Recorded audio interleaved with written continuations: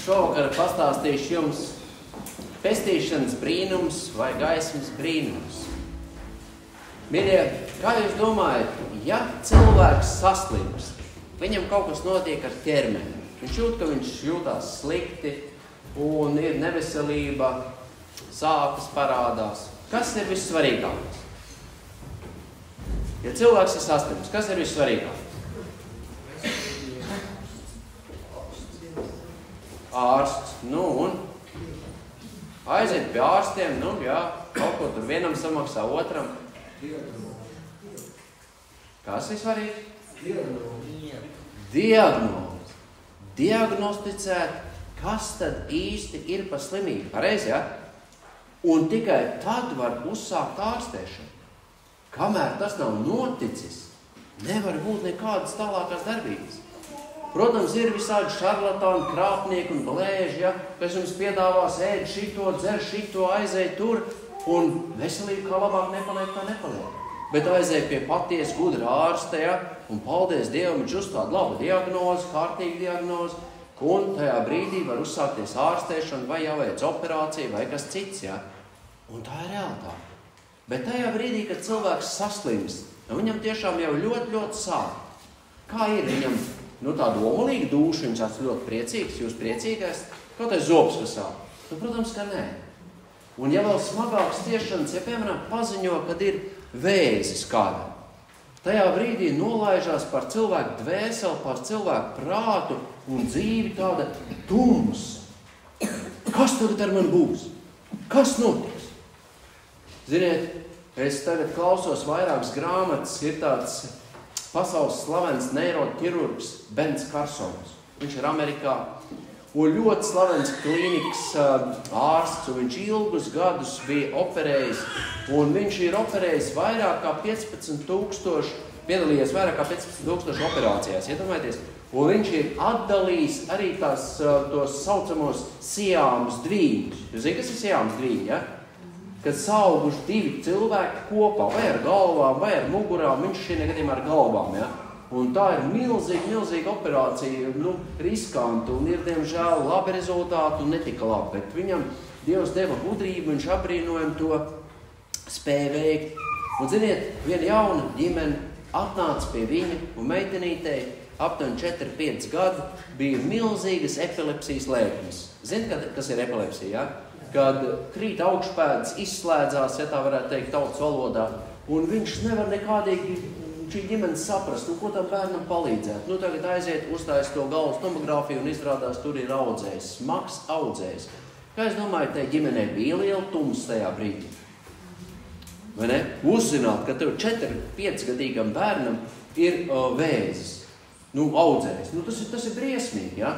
Un tās lēkums aizvien pieaug intensitāti. Faktiski redz, ka tas audzējs jau iet smadzenēm virsū un jau tuvu, kad drīz tas cilvēciņš aizies no šīs dzīves. Aizgāja pie šī Bena Karsona, un viņš tur nestāstīs visu, kā tas tur notika, un viņš diagnosticēja to, ka tas audzējs, viņš nav skāris vēl pašas smadzenes, bet spieda uz smadzenēm. Viņš auga, bet spied uz smadzenēm. Un viņš galvā rezultātā iztaisīja ļoti sarežģītu neiroķirurģisku operāciju, un šo audzēju izņēma ārā un vēl tur ko, un jau pēc tam, kad jau viņi ved no operācijas zāles mājā, viņi atpakaļ uz istabiņu, atvēra acis, un mamma turpat tās blakus, tētis turpat blakus, neviens nezina neko garantēt, un viņi attaisa acis, viņi saka, mamma, tēti, es jūs ļoti mīlu. Kā es domāju, atspīdēja gaismu šai ģimenei, ko? Viņi pirms tam bija tumsā, bet šeit atspīdēja gaismu. Mīļie, un par to es arī gribu mazliet jums parunāt. Mums visiem ir kādas tumšās ielejas vai tumšie brīži. Cilvēcīgi, pie miesas, pie dvēseles un pie gara varbūt. Es arī tam esmu gājis cauri dažādām epizodēm un dzīves posmiem. Un tomēr ļoti būtiski ir saprast, mēs no sākuma diagnosticēsim, kurā stāvoklī vispār cilvēks atrodas. Kāds tam viņš ir? Kas ar viņu ir noticis? Un atcerēsimies to, ka šajā grāmatā, ko es rādīju Bībelē, iesākumā cilvēks, kad tika radīts, viņš dzīvoja un staigāja kopā ar Dievu. Un tad, diemžēl, čūskas pievilts, vēlni pievilkt, Ieva un Ādams ņēma šo aizliegto augli, viņi krita grēkā un starp Dievu un cilvēku ienāca grēks un atšķirtība.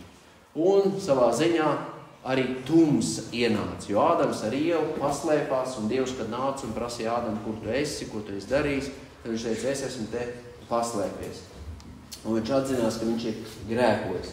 Bet ziniet, tumsā atrasties ir diezgan bīstami un bailīgi. Tā varētu būt. Tumsā atrasties nezināmā vietā ir diezgan bīstami un bailīgi. Kāpēc? Tāpēc, ka tu pats neredz, kur tu ej. Es arī strādāju neredzīgu biedrībā un es varu kaut kur pakrist. Pareizi, ja? Un tā pašā laikā, kad visbiežāk uzbrūk kaut kādu laupītāju un bandīti, kad viņi zog, kad viņi aplaupa cilvēks visbiežāk? Naktī, tumsā, pareizi, ja? Tumsas aizsegā uzbrūk. Jā, tā tad var pakrist un var arī uzbrukt. Un Jēzus Kristus šeit, Lūkas evaņģēlijas 6. nodaļā, 39. pantā, viņš saka šādus vārdus. Viņš tiem arī sacīja līdzību, vai akls aklam ceļu var rādīt, vai abi nekritīs bedrē? Kā jūs domājat? Ja, piemēram, šeit ir cilvēki no Lēnām, ir kāds šeit? Ir, ja? Tagad, ja diviem aiziet acis, jūs viens otru varat pārvest mājās? Nē. Kāpēc, ne? Kritīs. Apdraudēts, tums, pareizi, vai ne? Neredz, kur iet. Un Jēzus Kristus arī teica, divi neredzīgie, ja neredzīgais neredzīgam, aklais aklam ceļu rāda, abi krīt grāvī. Tas ir tīri cilvēcīgi, bet garīgi. Bieži vien citam cilvēki dod visādus padomus, ko darīt, kā dzīves problēmas atrisināt, bet viņi paši ir tumsā un dod tumšus padomus. Tas nozīmē bezdievīgus padomus. 1. psalmā ir sacīts, svētīgs tas cilvēks, kas neseko bezdievīgo padomam. Ir ticīgi cilvēki un ir bezdievi. Un ja bezdievīgo padomam klaus, tad tas ir tas, ko Jēzus Kristus šeit saka, ka akls aklam ceļu rāda un abi kritīs bedrē. Jūs sapratat domu, ja? Abi kritīs bedrē. Tātad neklausiet bezdievīgo padomam. Viņš pats staigā tumsā, tu esi tumsā, un viņš tev saka, es tev rādīšu, kur iet. Pats nezinu, kur iet, un pats gāžās un krīt. Otrā rakstvieta Apostoļu darba 23. nodaļa. Tur ir ļoti īpatnējs notikums. Varbūt tās kāds ir lasījis Bībeli un atcerās no Bībeles tāds vārds, kādreiz viņam bija vārds Sauls, un tad apostols Pāvils. Ja kāds dzirdējis? Apostolis Pāvils. Ja? Apostols Pāvils ir sarakstījis 13 jaunās derības grāmatas. Dievu gara vadībā, ko es rādīju Bībelē jaunā derībā. Apostols Pāvils. Kas tad viņš bija? Viņš bija farizējs, viņš bija reliģijas sekts vadonis, varētu teikt, ja, bauslības lietās nevainojams, un viņš domāja, ka tas pilnīgi pareizi ir vajāt kungu Jēzus Kristu viņa mācekļus. Un viņš devās uz tagadējo Sīriju, kas ir arī tajā laikā bija Sīrija, un arī tad jau 2000 gadu atpakaļ gandrīz, ja, galvaspilsēta tur bija Damaska. Un arī tagad, man tā liekas, ir, ja? Un viņš tagad dodās tur, lai arestētu ticīgos, pats viņš staigā tumsā, un viņš vajā tos, kas staigā gaismā.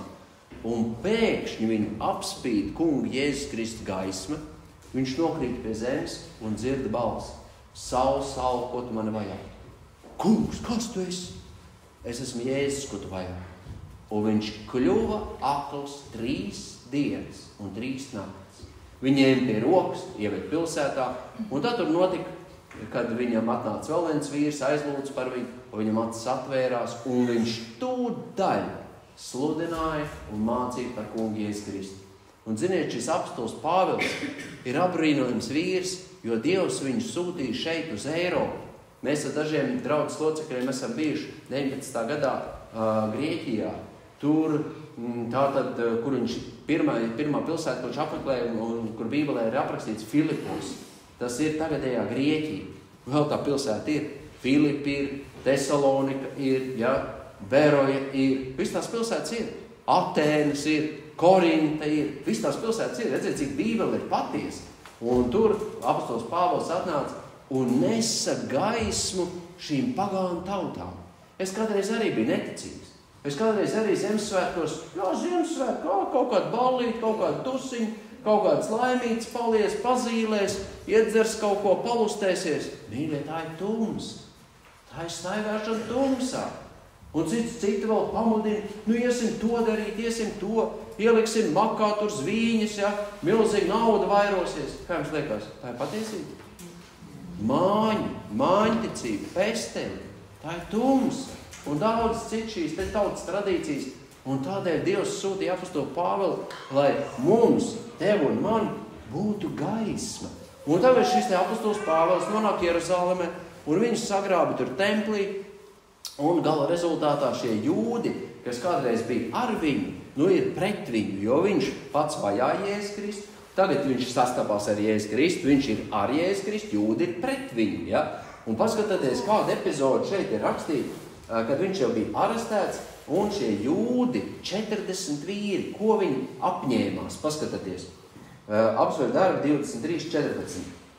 Tie nāca pie priesteriem, šie 40 jūdi, un vecajiem, un sacīja, mēs ar zvērestu esam saistījušies, neko nebaudīt, tiekāms Pāvilu nebūsim nonāvējuši. 40 cilvēki apņemās Pāvilu nonāvēt.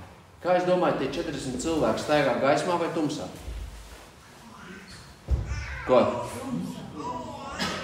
Ko Dieva vārds saka?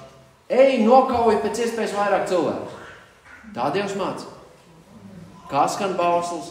Tev nebūs nokaut. Slepkavot ir labi? Nekādā ziņā ne. Un šeit viņi apņemās nogalināt Pāvilu. Par ko? Par to, ka viņš sludina pestīšanas vēstu. Un 15. pantā tālāk teica, tagad jūs kopā ar Sinedriju, tas ir valdības vīriem, paziņojiet komandierim, jo viņš bija Romas apsardzībā, karavīra apsardzībā, lai viņu atved pie jums, it kā jūs viņa lietu gribētu rūpīgāk izklaušināt.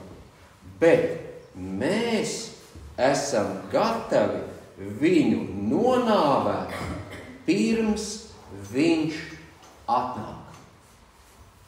Aiziet sarunājas ar valdības vīriem, kur ir kādi 72 vīri, un viņi saka, sarunājiet, kamēr vedīs tie romieši viņu, mēs viņam uzbruksim, un tiekāms viņš būs atnācis, viņš jau būs pa galu. Jūs redzēt, kā cilvēki staigā tumsā. Un šie 40 vīri, garīgi runājot, viņi bija aklam ceļa rādītāji. Un viņi gribēja darīt ļaunus darbus. Tad mēs paskatījāmies šiem diviem piemēram, ka, ja neredzīgs neredzīgo pavada krīt abi grāvī, uzklausot bezdīvīgus padomus, un staigājot tumsā, nicinot un vajājot kristiešus. Kā es domāju, 21. gadsimtā arī kristieši tiek vajāti kaut kur pasaulē? Jā, nē. Diemžēl Ķīnā, met cietumos, galinos, Indijā, Eritrejā, musulmaņu zemēs un tā tālāk un tā tālāk. Jā, diemžēl Āfrikā. Jā, arī tepat blakus kaimiņu valstīs jau te sāksies vajāšanas. Viņi staigā tumsā. Tie, kas staigā tumsā, tie krīt un tumsā kādam uzbrūk. Otrais, tumsā viss dzīvais iet bojā. Tumsā viss dzīvais iet bojā. Tātad gan daba, gan cilvēku dvēseles. Šeit jūs esat droši vien viena liela daļa, kas ir, tādā brieduma gados, ir bijuši lauksaimnieki, pareizi, ja? Dzīvoja laukos, kaut ko vēl tagad varbūt sēja, varbūt, ka nē. Ja saule nespīd, ja nespīdētu saule un nebūtu gaisma, vai kaut kas izaugtu? Nē. Jūs saprotiet? Tātad vajadzīga saule. Mums arī tāds dvēseles velcdārs, tur Ziempēļ cilvēkiem ir invaliditāte. Un mēs arī vienu gadu iesējām arbūzus, vēl tur kaut ko, un bija tāda lietaina vasara. Nekas tur neuzauga, nekas tur neizauga, jo pietrūks saules. Tātad viss dzīvais tumsā iet bojā, un arī cilvēku dvēseles, mīļie, iet bojā. Paskatieties, Jāņa evaņģēlija 11. nodaļa no 9. panta, šie vārdi ir, ko Jēzus Kristus pestītājs saka cilvēkiem. Jēzus atbildēja, vai dienai nav 12 stunda? Ja kāds staigā dienā, tad tas nepiedauzās, jo tas redz šīs pasaules gaismu. Ja es staigāju gaismā, es redzu gaismu, tad es redzu, kuras kāja liek, un es nekrītu. Ja? Tālāk 10. pants. Bet, ja kāds staigā naktī, tas piedauzās, jo viņam nav gaismas. Viņiem nav gaismas. Un cilvēks staigādams tumsā, kā es jau sacīju, var daudz kur pakrist un iet bojā. Bet vienmēr mums jāatcerās, ka mums ir gars, dvēsele, miesa. Un tad Jēkabs 1. nodaļā, tur no 14. panta, saka tādus vārdus. Bet katru kārdina viņa paša kārība, to vilinādama un valdzinādama. Pēc tam kārība, kad tā ieņēmusies, dzemdē grēku, bet grēks padarīts dzemdē nāvi.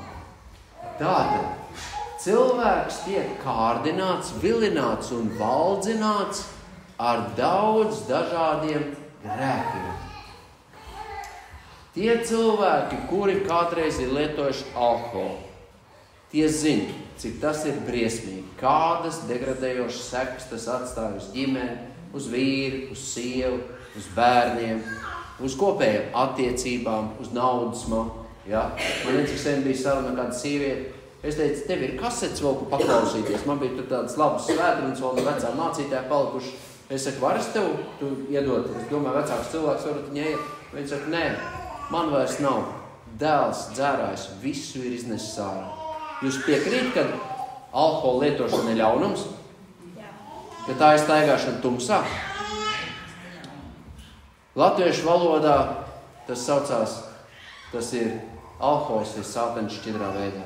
Un tagad jau vēl nāk visi šie te spaisi un visādi te narkovielas un ko tik ne. Lai tikai cilvēks paliek tumsā.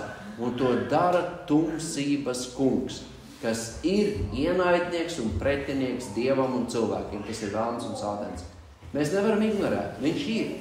Mēs nevaram ignorēt vēju. Vējš ir, pareizi, mēs neredzam, bet viņš ir. Un daudz citas lietas. Tā kā garīgā pasaule ļoti reāla. Tātad, ja cilvēks sāk grēkot, pieņem kārdinājumu, tad grēks viņu novedīs nāvē.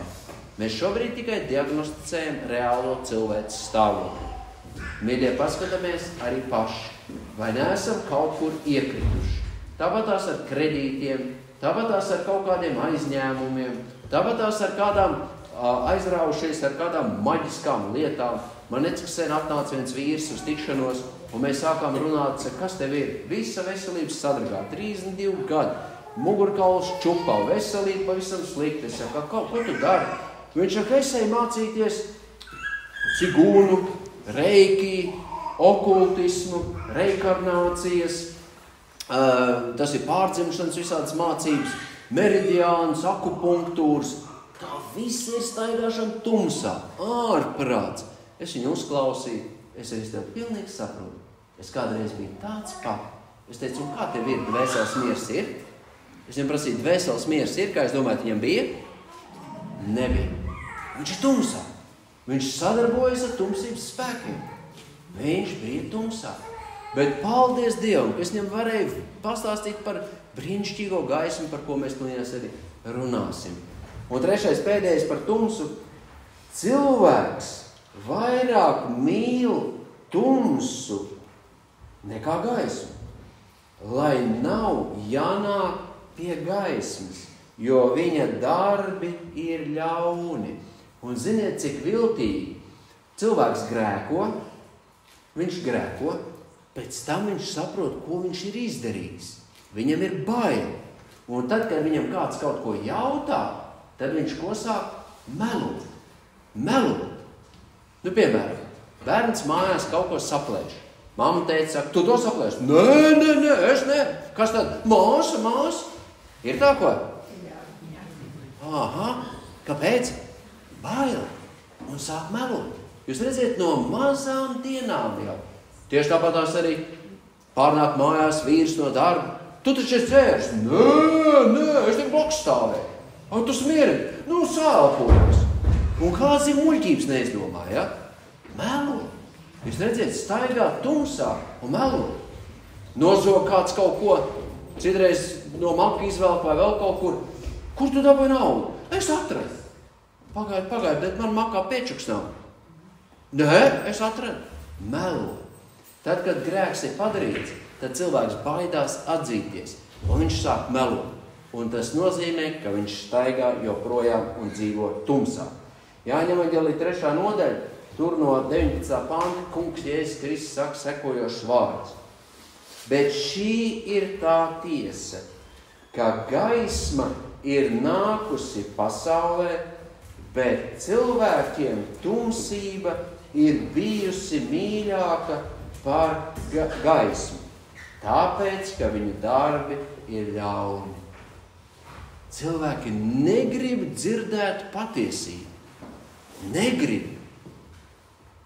Es burtiski trešdien gāju caur kapiem Liepājā, tur no tramvaja. Man tur tāds staciņš ir.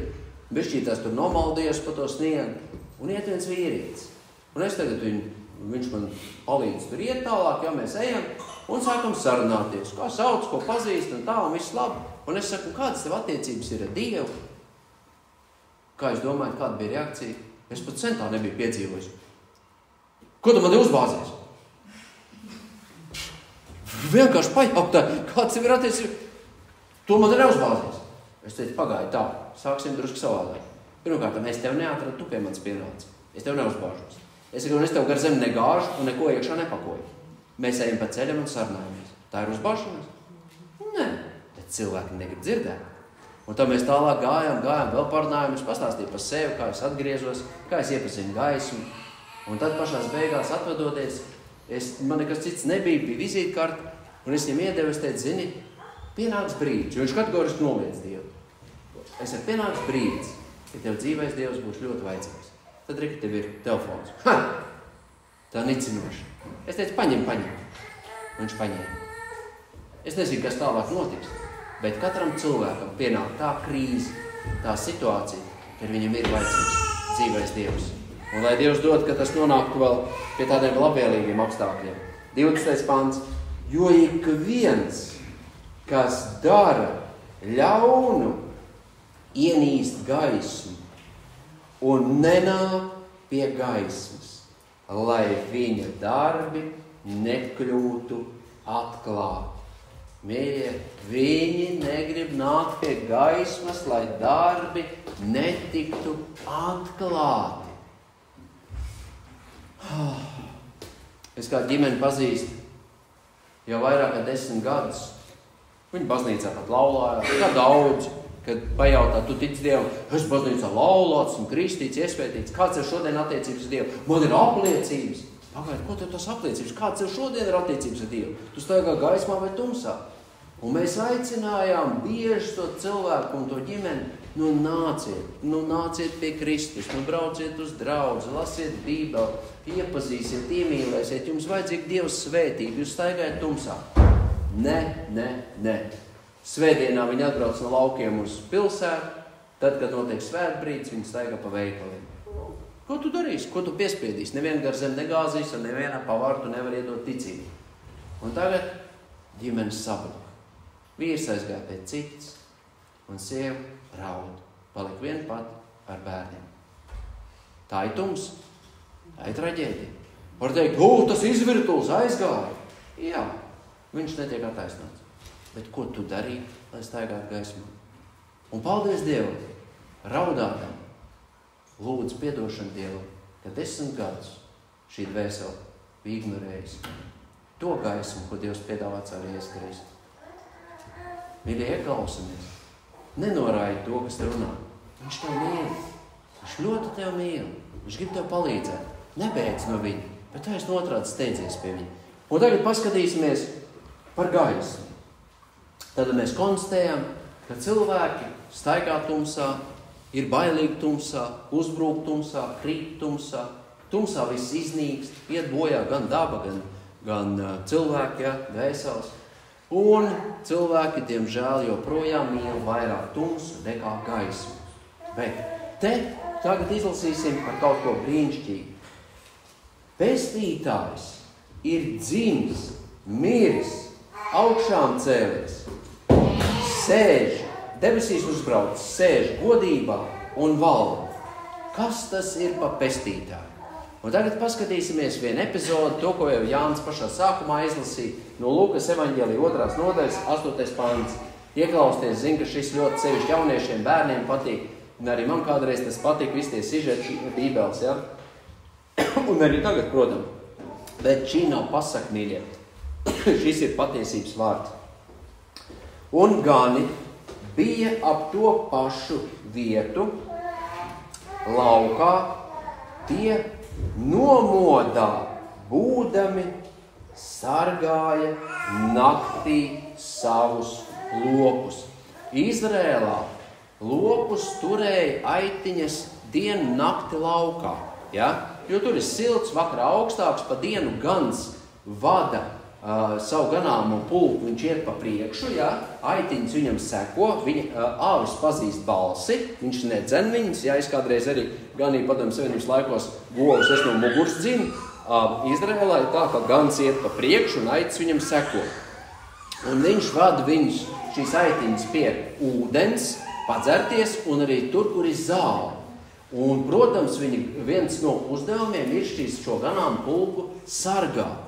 Jo tur Izrēlā pietiekam daudz ir plēsīgi zvēri, ja, tur gan vilki, gan lāči, gan lauvas, gan tur kāds šakāri, hienas, es nezinu, lauvas lāči noteikti ir, jo pa to Bībelē ir rakstīts. Un tie, protams, grib gaļīt, ja, viņi grib brukt visu. Un tās aitiņas, kas nomaldās, tās tiek saplosītas, jo neturās pie gana. Bet šeit sargāja naktī tātad savus lopus un nomodā, jo, kā es jau sacīju, lauva uzglūna tumsā. Ja? Tātad plēsoņi skatās, kur viņš varētu tikt klāt pie savas maltītes, un sargam bija jābūt nomodā. Viņi iekurināja uguni, viņam bija gana vēzda un tāds dzels smieds, ar ko stāvēt pretī. Ja?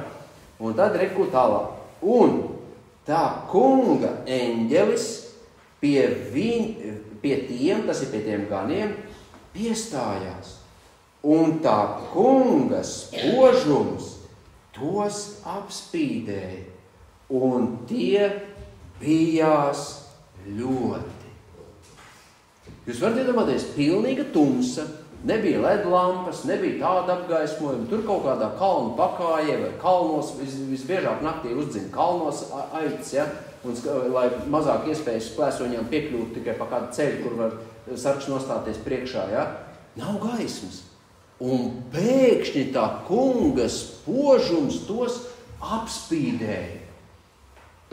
Tas bija varens eņģelis. Tas nav tie mazie eņģelīši, tie plikdupsīši, ko mums te piedāvā un stāsta. Nē, tas ir varens eņģelis, iespaidīgs. Un kad gani viņu ieraudzīja, tur bija rakstīts, tie ļoti izbijās. Viena eņģeļa. 10. pants. Bet eņģelis uz tiem sacīja, nebīstieties, jo redzi, es jums pasludinu lielu prieku, kas visiem ļaudīm notiks. Jo jums šodien pestītājs dzimis Dāvida pilsētā, kas ir Kristus, tas kungs. Mīļie, prieka vēsts tiek pasludināta ganiem, jums šodien pestītājs dzimis. Jā, kas ir Kristus, tas kungs. Un ziniet, šis kungs, kas ir Kristus, no kurienes viņš atnāca šeit uz zemes? Kurš zina pateikt? No kurienes? Saka skaidri. No debesīm. Mīļie, viņš jau bija no iesākuma. Viņš bija debes godībā pie Tēva. Bet viņš tapa mums līdzīgs, kā šis mazais rekudē čivini, ja? Tieši tāpatās arī Jēzus čivināja kādreiz. Dudulēja, jūs saprotiet? Pestītājs dzimis, un Marija viņu ņēma uz rokām, ietina autiņos, ieliks silē, ja? Un tāpatās ucināja, un ar krūti zīdīja šo mazo cilvēciņu. Bet tas bija Dievs silē. Jūs saprotiet? Viņš tapa mums līdzīgs, lai saprastu mūs. Viņš nāca vistumšākā laikā, lai mūs vestu pie gaismas. 1. Timoteja 3.16. Un patiesi liels ir dievbijības noslēpums. Tas ir noslēpums. To mēs nespējam cilvēcīgi izskaidrot. Viņš ir skatīts miesā, taisnots garā, parādījies eņģeļiem, sludināts tautām, ticēts pasaulē, uzņemts godībā.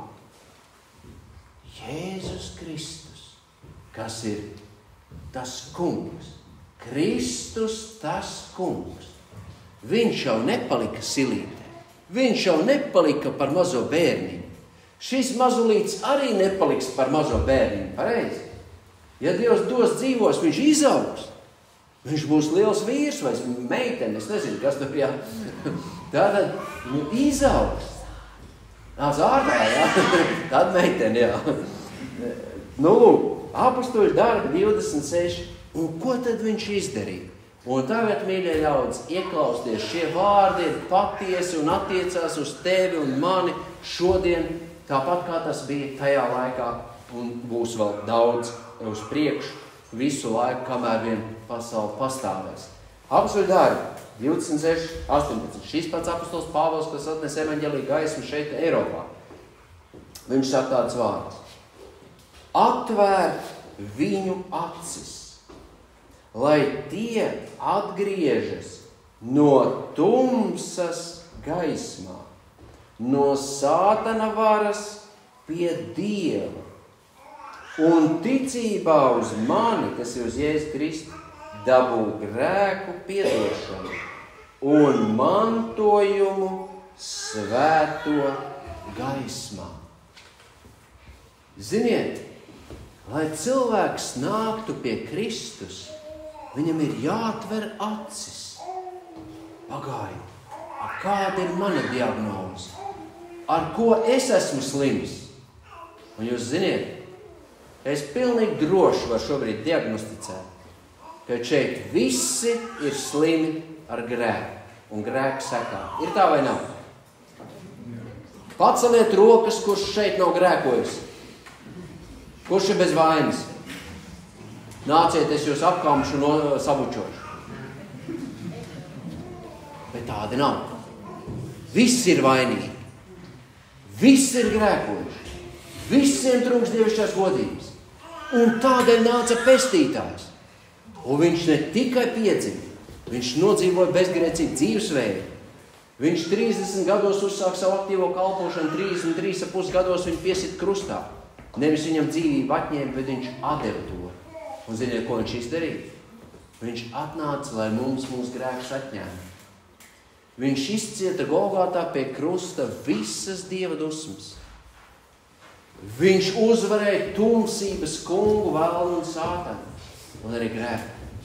Tātad, lai atvērtu acis, lai mēs no tumsas nāktu pie gaismas, lai mēs atgrieztos no sātana varas pie Dieva, lai ticībā uz Jēzus Kristu iegūtu grēku nožēlu, tas ir grēka piedošana, un saņemtu mantojumu svētajo pulkā. Mantojumu. Jūs ziniet, cik brīnišķīgi zemes dzīves laikā saņemt mantojumu. Šeit ir kādreiz kāds mantojums saņēmis, ne? Nav? Ir jau nav? Es neprasīšu, lai jūs man atdāvina. Nē. Tad ir, ja? Es zinu, kad ir. Noteikti, ja? Es necik sen saviem bērniem. Mums ir sieva, tepat tās sievas sēž, mums ir 5 radinieki, kā es saku, 5 bērni. Un man tur tai otrā pensijas fondā ir uzkrājums. Un man tur viena sieva atnāca un pastāstīja, ka man tur ir uzkrājums. Es pat pateikšu jums, cik? 12,000. Un es tagad saku, ko man viņiem darīt? Nu, tu var novēlēt sievai vai bērniem. Es domāju, sievai tāpat ir bagāta Kristu Jēzu, ko tā viņai vēl, ne? Dos bērniem, vai ne? Bērniem un sievai, labi joks, ne? Tātad, jā, norakstīt atstāju. Un, kā es domāju, bērni būs dusmīgi, ka viņi to mantojumu saņems? Priecīgi, nu pareizi, ne? Un mēs tieši tāpatās, mēs esam priecīgi, ja mēs saņemam šo mantojumu caur kungu Jēzu Kristu. Un tagad paskatieties, kas tic un paklausa, piedzīvos brīnumu. Kas tic un paklaus dzīvēm Dievam Jēzum Kristum, var piedzīvot brīnumu arī 21. gadsimtā dzeldā, ka viņa grēka nasta var tikt noņemta, likvidēta, iznīcināt. Es savā laikā kādreiz jau teicu, dzīvoju tāpatās laukos, un tad, kad bija jānes no lauka kartupeļmaisa, vīri ir nesuši noteikti, sievas arī, kādreiz padomu laikos sievas bija stipras. Jā, vienalga likt ar nest, vai ne? Un tad, kad tas maiss bija jānes, ka tev jau tās kājas paliek jau tāds vapājums, ja? Un tā, kad tu beigās aizņem un izber to kartupeļmaisu, cik labi, jā. Patīkam, ne? Kad atbrīvojies. Un tad, kad tu pagriezies atpakaļ un ieraugi to kartupeļu čupu, ka vēl jānes ir atkal, nu jā. Bet, jā, nasta. Cik labi, ka mēs nastu varam noņemt, nolikt. Marka evaņģēlijas 2. nodaļa. Un tur no 5. panta ieklausties ļoti nozīmīgs teksts, un mēs jau tuvojamies noslēgumam. Ieklausties. Šeit būs iedrošinājums katram vienam klātsošam. To saka Jēzus Kristus tev un man. Viņš grib, lai mēs viņu dzirdam. Un jūs ziniet, viņš šobrīd runā uz jums. Saka, bet tur priekšā Māris runā. Pareizi, ne? Bet Dieva vārds saka tā. Ejiet, Jēzus Kristus pats teica, un dariet par mācekļiem visas tautas. Tas kristītam Tēva, Dēla un Svētā gara vārdā un mācīdam turēt tām visu, ko es esmu pavēlējis. Un Romiešiem 10. nodaļā sacīts, un ticība nāk no sludināšanas. Un sludināšana ir dota tie, kas jau ir piedzīvojuši šo brīvību. Un ticība un sludināšanas mērķis ir mīlestība, kas nāk no skaidras sirds, no apziņas, no atziņas, kas ir dota Kristū un neliekuļotas ticības. Sludināšanas mērķis ir mīlestība. Mīlestības aicinājums nepaliec tumsā, nāc gaismā.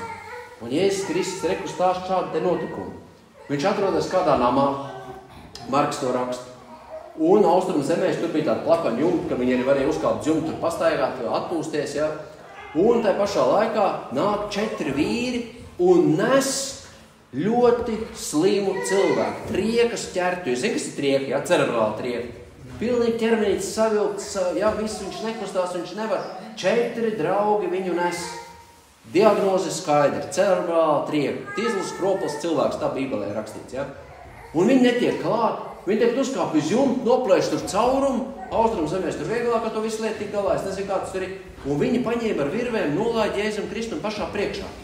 Pašā priekšā šo slimo cilvēku, šo triekas ķerto.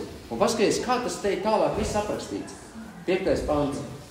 Un redzēdams, Jēzus Kristus redzēdams viņu ticību, tas ir šo 4 draugu ticību, Jēzus sacīja uz triekas ķerto. Mans bērns, tavi grēki tev piedod. Jēzum aptuveni 33 gadi atnes pieaugušu vīru. Jēzus Kristus saka, mans bērns, tavi grēki tev piedod. Tur sēž farizēji, rakstmācītāji, kā dievbīgi vīri, skatāties, ko viņi domā savā prātā. Bet tur bija kādi no rakstu mācītājiem tie sēdēja turpat un domāja savās sirdīs. Viņi nerunāja skaļi, bet savās sirdīs iekšā domāja. Ko šis tā runā? Viņš zaimo Dievu.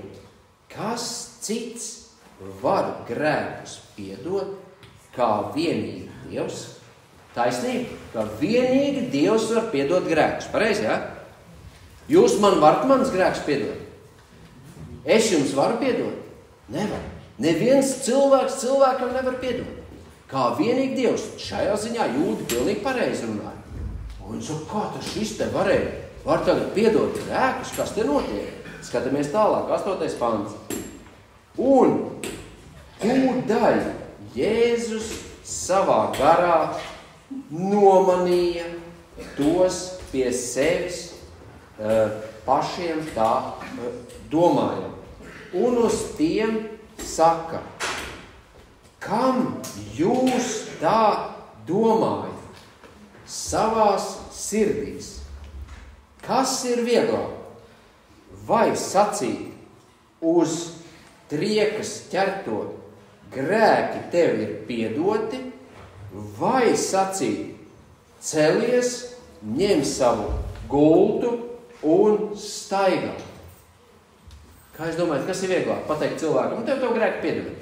To mēs varētu, tā ar mutu pateikt katrs pareizi, ne? Bet ja te gulētu triekas ķertais, kurš no mums varētu pateikt, ņem savu gultu, celies un ej mājās? Varētu kāds no mums? Neviens. Pareizi, jā? Neviens. Ja šeit būtu kāds ratiņkrēslā sēdošs, varētu kāds viņu piecelt kājās? Man ir švakāka redze, kā jūs redzat, jā? Vai jūs no jums kāds var man atvērt acis? Nevar. Bet paskatieties, ko Jēzus Kristus saka. Šis te, kas piedzima Betlēmē, kur eņģelis sacīja, es jums pasludinu lielu prieku, kas visiem cilvēkiem, visiem ļaudīm notiks. Jums šodien pestītājs dzimis. Kristus tas kungs. Un šis kungs saka, bet lai jūs zināt, ka cilvēka dēlam ir vara virs zemes grēkus piedot. Viņš saka uz triekas ķerto. Es tev saku, celies, ņem savu gultu un ej mājās. Un tas, šis triekas ķertais, tūdaļ cēlās un gultu paņēmis, aizgāja visiem redzot. Tā, ka visi izbrīnījās. Un Dievu teica, sacītam, to mēs nemūžam vēl neesam redzējuši. To mēs nemūžam neesam redzējuši. Tādi brīnumi. Iedomājieties, bija. Tādi brīnumi. Viņš, Jēzus Kristus, piedeva šim triekas ķertēm visu pirms viņa grēkus, jo bieži vien mūsu kaites, problēmas un sarežģījumi ir no iekšējās sirds tumsas. Cilvēks staigā tumsā un nesaprot, kāpēc viņam nav dvēseles miers. Un Jēzus Kristus šajā pašā grāmatā Jāņa evaņģēlijā 3:5, 3:6 saka, Dievs Tēvs mīl dēlu, un visu ir nodevis viņa rokās. Kas tic dēlam Jēzum Kristum, tam ir mūžīgā dzīvība. Kas Dieva dēlam neklausa, uz to paliek Dieva dusmība. Mīļā dvēsele, tagad paklausies. Tev ir izvēle. Palikt tumsā un staigāt kā līdz šim. Klausīties, ko tev stāsta internetā, ko televīzijā, skatīties visas tās muļķfilmas, ja? Visas tās seriāls, baroties no tiem, iet skriet pie ekstrasensiem, dziedniekiem, zīlniekiem, psihologiem, vēl nesko. Bet vai tas tev palīdzēs iegūt skaidru apziņu, ka tu esi brīvs no grēkiem? Nemūžam. Bet tu vari steigties pie tā, kas tev tik ļoti mīlēs, kas atstāja debes godību un atnāca un nomira un 3. dienā augšām cēlās pēc rakstiem, jo nāvē nebija varas viņu paturēt, jo viņš bija bez grēka. Bet viņš bija kārdināts, tika kārdināts visās lietās, Jēzus Kristus, un viņš spēja tev līdzjust. Tev neviens cilvēks tik ļoti nespēja līdzjust, kā to saprot un mīl tevi Jēzus Kristus. Ne vīrs, ne sieva, ne bērns, ne vecāks tik ļoti viens otru nemīl, cik ļoti tev mīl Jēzus Kristus. Kā mēs to varam zināt? Viņš nomira par mums, kad mēs vēl bijām grēcinieki. Viņš jau to izdarīja, un Dieva dusmas nāca pār viņu. Viņš tika tiesāts, lai caur viņu mēs tiktu izglābti. Mīļā dvēsele, vai tu esi dzirdējis tādu vārdu? Metamorfoze. Ko nozīmē metamorfoze? Saka, kādus tu te svešvārdus runā? Pareizi, ne? Tas ir pārvēršanās. Un es zinu, ka lauku ļaudis ir redzējuši šo pārvēršanos. Paskatieties vasarā, kad rāpo tārpi. Esat redzējuši, ja? Vienā brīdī šis tārpiņš taisa kūniņu. Viņš ielien tur iekšā. Un kas pēc laika tur izlido ārā? Kas? Tauriņš. Ir notikusi pārvērtība. Viņš iegāja tumsā. Nu, kas ir tārps? Nu, pilnīgi necils tāds. Nu, kas viņu tur ievēro? Cilvēks iet un uzkāp, neuzkāp, viss vienalga. Bet te viņš iegāja kūniņā. Viņš bija tumsā un izlidoja gaismā. Brīnišķīgs, skaists tauriņš. Kā mēs priecājamies. Paskaties, cik tas smuks. Pareizi, ja? Jā, mīļie. Arī tu vari kļūt par šo te brīnišķīgo tauriņu līdzībā. No tumsas iziet gaismā. Beidzot atdot savus grēkus Kristum un pateikt, zini, es esmu grēcinieks. Un vienīgais, kas tev palīdzēs, zini kas? Bez kompromisa godīgums. Bez kompromisa godīgums. Tas nozīmē neattaisno nevienu grēku. Bet sauc tos vārdos, izsūdz tos Kristum, atdod tos un saka, Kristu, es dzirdēju šodien, ka tu daudziem esi devusi mūžīgo dzīvību, ka tu esi apsolījis debes mantojumu, ka tu esi apsolījis, ka tu kā labais gans tagad mani sargās un vadīs līdz mūžības dienai, ka es varu tev uzticēties. Šī Bībele mīl, šie Dieva vārdi ir patiesi, un pats dzīvais Dievs ir nomodā, lai šie vārdi piepildītos. Steigsimies pie Kristus. Nāksim no tumsas gaismā, atgriezīsimies no sātana varas pie Dieva, saņemsim ticībā uz Jēzus Kristu grēku piedošanu un mantojumu svēto pulkā. To es jums novēlu visiem. Un pēdējā doma, kad necik sen mēs bijām arī Valtaiķu pansionātā, ar Jāni iegājām vienā istabiņā, kur medmāsiņa palūdz iet, pielūgt Dievu par vienu mammi. Viņa bija burtiski jau uz miršanu. Viņa pat nerunāja vairs.